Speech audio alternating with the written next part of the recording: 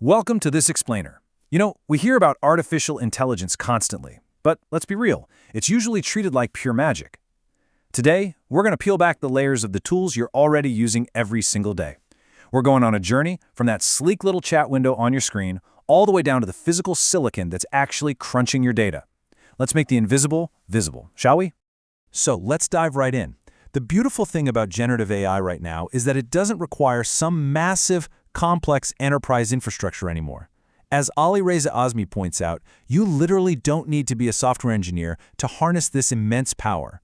Unlike traditional machine learning that used to need massive organizational overhauls, the AI we use today is incredibly light, accessible, and ready for you right this second. Honestly, all it demands is a web browser and a bit of curiosity. And trust me, that curiosity pays off big time.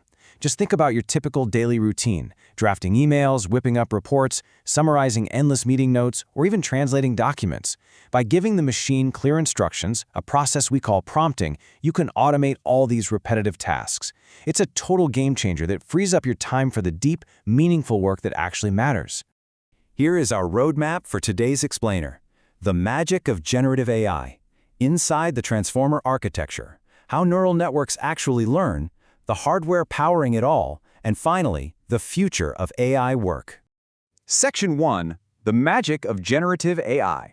So we're starting our journey right at the surface, right where we interact with these seemingly magical chat windows on our laptops and phones.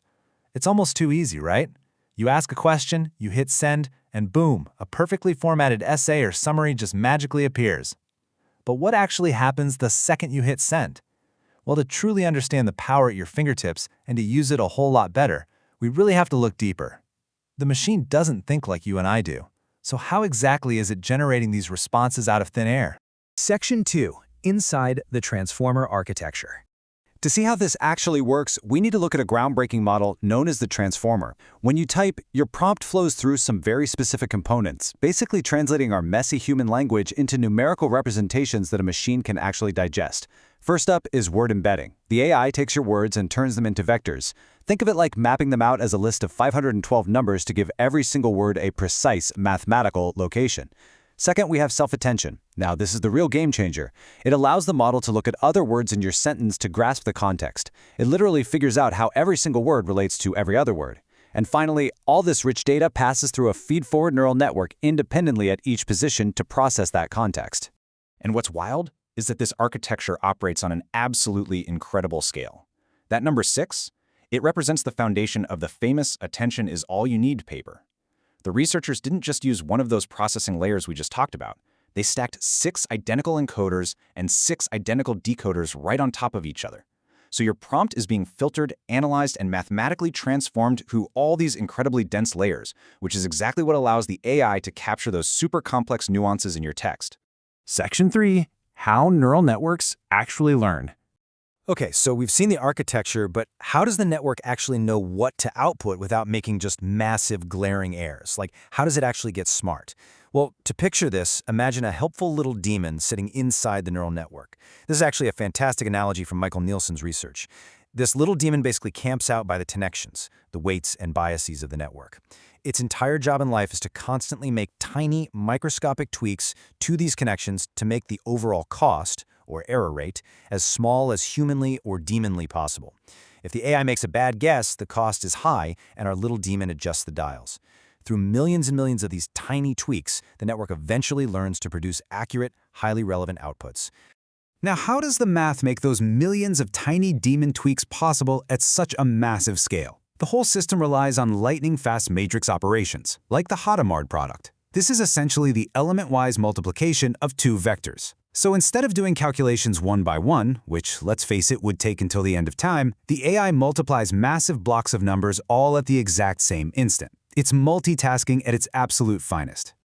But the absolute crucial point here is that this learning is driven by a math algorithm called backpropagation.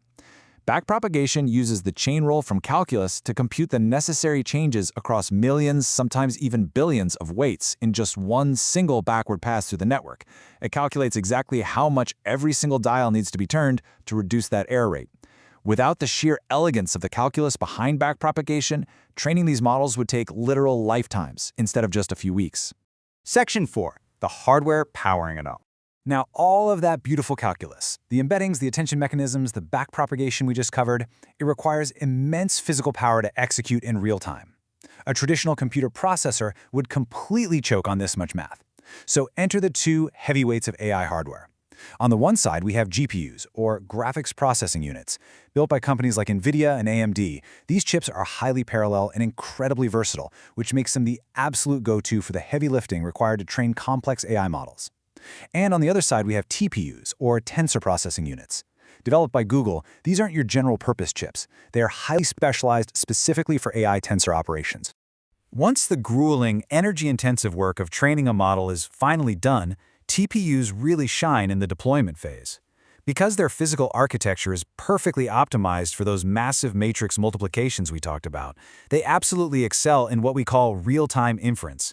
That means when you type a prompt into your browser, the TPU can fire back an incredibly fast response, often with a latency of just around 2 seconds. They are literally the specialized engines driving the massive cloud-based AI services we interact with every single day. Section 5. The future of AI work.